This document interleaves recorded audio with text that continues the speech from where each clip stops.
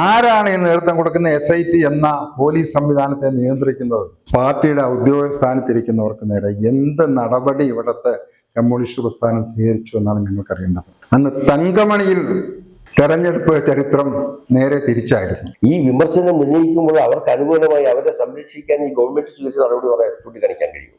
അതൊന്നും ഒരു തെരഞ്ഞെടുപ്പിനെ ബാധിക്കും എന്ന് ഞാൻ കരുതുന്നില്ല. ഈ പറഞ്ഞ കാര്യങ്ങളിൽ പ്രധാനമായും ഉന്നയിക്കുന്ന ഒരു കാര്യം ശബരിമല വിഷയം തന്നെയാണ്. ഈ ശബരിമല വിഷയം ഇടതുപക്ഷ ജനാധിപത്യ മുന്നണിക്കെതിരെ ഉള്ള ഒരു ശബരിമല തന്നെ ഉൾക്കൊള്ളുന്ന ഒരു പ്രദേശത്തെയാണ് UDFന്റെ പരാജയത്തിലേക്ക് നമ്മൾ കാണാൻ കഴിയുന്നു. അപ്പൊ അതൊക്കെ എത്രമാത്രം ഈ പൊതു തെരഞ്ഞെടുപ്പിനെ ബാധിച്ചിട്ടുണ്ട് എന്നുള്ള കാര്യത്തിൽ എനിക്ക് അതിനോട് വലിയ യോജിപ്പൊന്നുള്ള ആളല്ല. ശബരിമല വിഷയം താങ്കൾ പറഞ്ഞ കഴിഞ്ഞ തെരഞ്ഞെടുപ്പ് കാലത്ത് ചർച്ചാ വിഷയമായത് ശബരിമല യുവതി പ്രവേശനത്തെക്കുറിച്ച് മാത്രമാണ്. അതിനുശേഷമാണ് സ്വർണ്ണക്കൊള്ള ഉണ്ടായത്. അത് തന്നെ ഒരു ഗവൺമെന്റോ അല്ലെങ്കിൽ ഗവൺമെന്റിന്റെ നിയമ സംവിധാനങ്ങളോ ഇടപെട്ട് നടത്തിയ ഒരു അന്വേഷണമോ എടുത്തൊരു തീരുമാനത്തിന്റെ അടിസ്ഥാനത്തിലല്ല. ബഹുമാനപ്പെട്ട കേരള ഹൈക്കോടതിയാണ് തീരുമാനിച്ചത് അങ്ങനെ ഒരു തെരഞ്ഞെടുപ്പ്, അങ്ങനെ ഒരു അന്വേഷണം നടക്കണമെന്ന്. അത് തന്നെ ഒരു ഗവൺമെന്റ് ദുർബലാവസ്ഥ ഏറ്റവും കൂടുതൽ കാണിക്കുന്ന ഒന്നാണ്. അത് തീർച്ചയായും അങ്ങത് മനസ്സിലാക്കണമെന്നാണ് എൻ്റെ അഭിപ്രായം. അതിനകത്ത് നമ്മൾ മനസ്സിലാക്കേണ്ട കാര്യം, ഈ ശബരിമല വിഷയം കത്തിക്കൊണ്ടുള്ള പ്രക്ഷോഭ സമരത്തിന്റെ തുടക്കം തന്നെ കുറിച്ചത് പന്തളത്താണ്. അങ്ങനെ അത് വലിയ കാര്യമായി ബാധിച്ചിരുന്നുവെങ്കിൽ പന്തളത്ത് നിലനിന്നിരുന്ന BJPയുടെ ഭരണ സംവിധാനത്തിന് തുടരാൻ അത് പോയി. പിന്നെ ആ രംഗത്ത് ഇടതുപക്ഷ ജനാധിപത്യ മുന്നണി എങ്ങനെ പ്രതിക്കൂട്ടി വരുന്നത്? ഇപ്പൊ ഞാനത് പറഞ്ഞൊരു കാര്യം, ഇപ്പൊ ഇവിടെ പറഞ്ഞതുപോലെ തന്നെ ഹൈക്കോടതി ഇടപെടുന്നു. ആ ഹൈക്കോടതിയുടെ ഏതെങ്കിലും തീരുമാനത്തിൽ വ്യത്യസ്തമായി ഗവൺമെന്റ് നിന്നു. പൂർണ്ണമായും ഹൈക്കോടതി നിർദ്ദേശിച്ച ആ തീരുമാനങ്ങൾക്കും നിർദ്ദേശങ്ങൾക്കും ഒപ്പം നിന്നുകൊണ്ട് ഇതിന് സംവിധാനം ഒരുക്കുകയും ആ സംവിധാനം പൂർണ്ണമായും ശരിയാണെന്നൊരു ഹൈക്കോടതി തന്നെ അംഗീകരിക്കപ്പെട്ട സാഹചര്യത്തിൽ വീണ്ടും വീണ്ടും ഇത്തരമൊരു വിമർശനം ഉന്നയിക്കുന്നതിന്റെ ഔചിത്യം എനിക്ക് മനസ്സിലാകുന്നില്ല. ഹൈക്കോടതി തന്നെ അവസാനം പറഞ്ഞു ഇപ്പൊ കൃത്യമായിട്ട് അതിന്റെ എന്ന് മാത്രമല്ല, ഇപ്പൊ CPM എന്ന് പറയുന്ന രാഷ്ട്രീയ പ്രസ്ഥാനത്തെ മാത്രമാണ് ആക്രമിക്കാൻ ശ്രമിക്കുന്നതെങ്കിൽ അതിനകത്തെ ഉന്നതരായിട്ടുള്ള പല ആളുകളും വന്നേക്കാം. അവരെല്ലാം CPMന്റെ നേതാക്കന്മാർ എന്നുള്ള നിലയിലുള്ള ദേവസ്വം ബോർഡുമായി ബന്ധപ്പെട്ടിട്ടുള്ള നിലയിലാണ്. ആ കാര്യത്തിലും ആ പാർട്ടിയും ഇടതുപക്ഷ ജനാധിപത്യ മുന്നണി അഭിപ്രായം പറഞ്ഞു.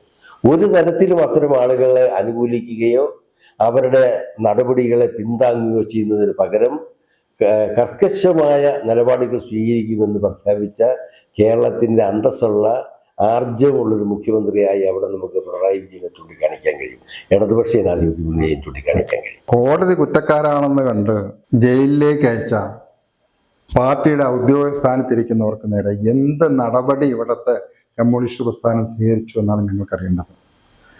പന്തളത്ത് അല്ലെങ്കിൽ ശബരിമല സ്ഥിതി ചെയ്യുന്ന പ്രദേശത്ത് ഏതെങ്കിലും പഞ്ചായത്ത് തെരഞ്ഞെടുപ്പിലോ തദ്ദേശ തെരഞ്ഞെടുപ്പിലോ അവിടെ LDF അധികാരത്തിൽ വന്നു വല്ല ജയിച്ചു എന്നുള്ളത് തന്നെ മനസ്സിൽ. നമ്മൾ ഓർക്കുന്നുണ്ടോ പണ്ട് തങ്കമണി സംഭവം നടക്കുമ്പോൾ കേരളം മുഴുവൻ ആഞ്ഞടിച്ച UDFനെതിരെ അന്നത്തെ ഐക്യജനാധിപത്യത്തിനെ ആഞ്ഞടിച്ചൊരു പ്രശ്നമാണ്. അന്ന് തങ്കമണിയിൽ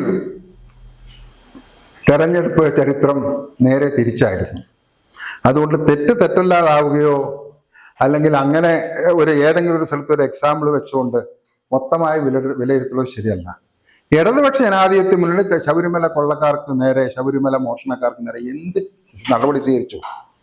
അറിയേണ്ടത് ജനങ്ങൾക്ക് അതാണ്. എന്ത് ഹൈക്കോടതി പറഞ്ഞ അല്ലാതെ എന്ത് നടപടി? ഈവൻ വാസുവിനെതിരായിട്ടോ അല്ലെങ്കിൽ പത്മകുമാറിനെതിരായിട്ടോ ശങ്കരദാസിനെതിരായിട്ടോ പാർട്ടിയിൽ നിന്നെങ്കിലും മാറ്റി നിർത്താൻ, അല്ലെങ്കിൽ 6 മാസത്തേക്കെങ്കിലും സസ്പെൻഡ് ചെയ്യാൻ, അല്ലെങ്കിൽ 1 ദിവസത്തേക്ക് സസ്പെൻഡ് ചെയ്താൽ എന്ന് പറഞ്ഞാൽ അംഗീകരിക്കുന്നതാണ്. ഞങ്ങൾക്കിതിൽ പങ്കുണ്ട് എന്നുള്ളതാണ് ഈ കള്ളന്മാരെ ഞങ്ങൾ ഉൾക്കൊള്ളുന്നതിന് കാരണമെന്ന് ജനങ്ങൾക്ക് തോന്നിക്കുന്ന രീതിയിലുള്ള സമീപനമാണ് സ്വീകരിച്ചത്. ഇപ്പോഴും ശബരിമല അന്വേഷണവുമായി ബന്ധപ്പെട്ടുള്ള കാര്യങ്ങൾ കോടതിയുടെ ഇതിൽ അവസാനിച്ചിട്ടൊരു കാര്യമല്ല, അത് അവസാനിച്ചിട്ടില്ല, തുടർന്നുകൊണ്ടിരിക്കുക. ഇപ്പോഴും അന്വേഷണം തുടർന്നുകൊണ്ടിരിക്കുന്ന കാര്യത്തിൽ അത് ഹൈക്കോടതിയുടെ കീഴിൽ എന്തായാലും അങ്ങനെ ഒരു പാർട്ടിക്ക് സ്വീകരിക്കാം. അത് കോൺഗ്രസ് ആണെങ്കിൽ സ്വീകരിക്കാൻ കഴിയുമോ?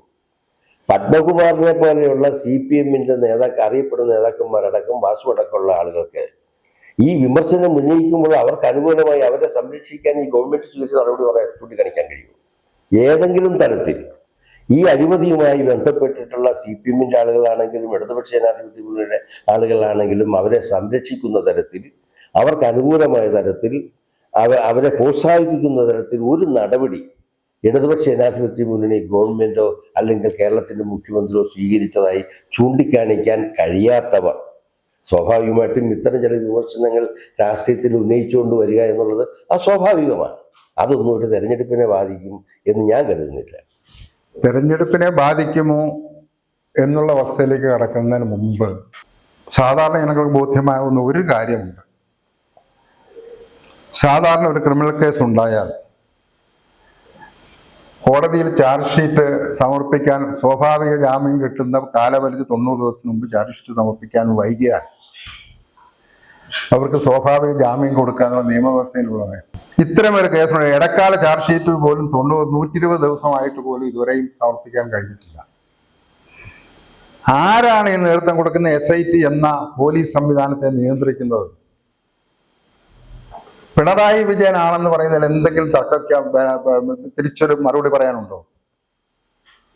നേരെ ഈ സമയത്ത് UDF ആണ് ഭരിക്കുന്നെങ്കിൽ, അല്ലെങ്കിൽ മറ്റേതെങ്കിലും രാഷ്ട്രീയ പ്രസ്ഥാനമാണ് ഭരിക്കുന്നെങ്കിൽ, ഈ 90 ദിവസം 89ാമത്തെ ദിവസമെങ്കിലും ഒരു ഇടക്കാല ചാർജ് ഷീറ്റ് കോടതിയിൽ കൊടുക്കുമായിരുന്നു.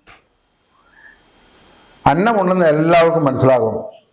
ഇവരെയൊക്കെ സ്വാഭാവിക ജാമ്യത്തിൽ ഇറക്കുവാൻ വേണ്ടി മാത്രമാണ് ചാർജ് ഷീറ്റ് കൊടുക്കാതിരുന്നത്. പിന്നെ അതിനെക്കുറിച്ച് എന്താ പറയാനുള്ളത്?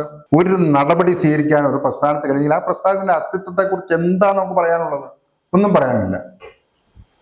അല്ല, ഞാനിത് ചോദിക്കട്ടെ, ഈ ശബരിമല ഈ സ്വർണ്ണ കേസുമായി ബന്ധപ്പെട്ടിട്ടുള്ള കേസിൽ അന്വേഷണത്തെ ഇതുവരെ ആരെങ്കിലും തള്ളിപ്പറഞ്ഞെന്ന് എനിക്ക് തോന്നുന്നില്ല. വളരെ തൃപ്തികരമായ സമയബന്ധിതമായ അന്വേഷണത്തിന്റെ പുറത്ത് കണ്ടെത്തിയ ഏറ്റവും പ്രധാനപ്പെട്ട ഒരു കുറ്റവാളിയല്ലേ മറ്റേ പോറ്റി? അപ്പൊ കേരളത്തിലെ ശബരിമല കേസുമായി ബന്ധപ്പെട്ട മുഖ്യപ്രതി എന്നുള്ളതിൽ അറസ്റ്റ് ചെയ്ത് ജയിൽവാസം അനുഭവിച്ച ഈ പോറ്റി, ഞാൻ ആരുടെയും പേര് പറഞ്ഞാരെയും തിരിച്ചാക്കാൻ ശ്രമിക്കുന്നില്ല.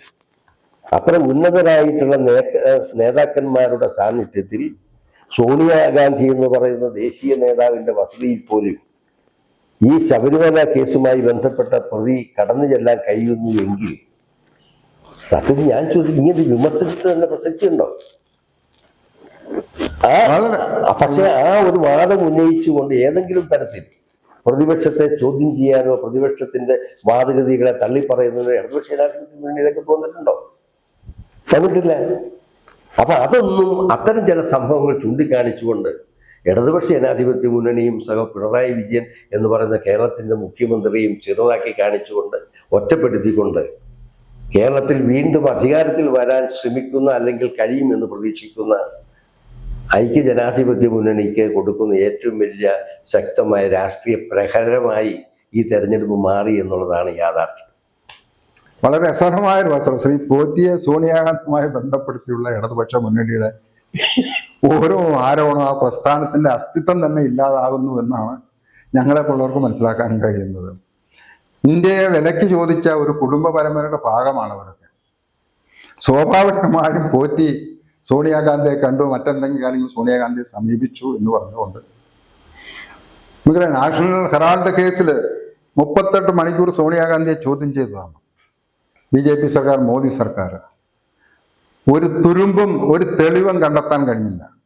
അതുപോലെ തന്നെ രാഹുൽ ഗാന്ധിയെയും.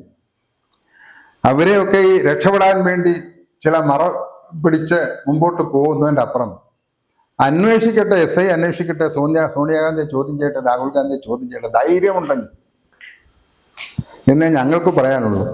ഇങ്ങനെയൊന്നും രക്ഷപ്പെടാൻ കഴിയില്ല. ജനം ഇത് കാണുന്നു, ജനം ഇത് കേൾക്കുന്നു, ജനം ഇത് മനസ്സിലാക്കുന്നു, ജനം അതനുസരിച്ച് പ്രതികരിക്കും എന്നുള്ള കാര്യത്തിൽ യാതൊരു സംശയമില്ല.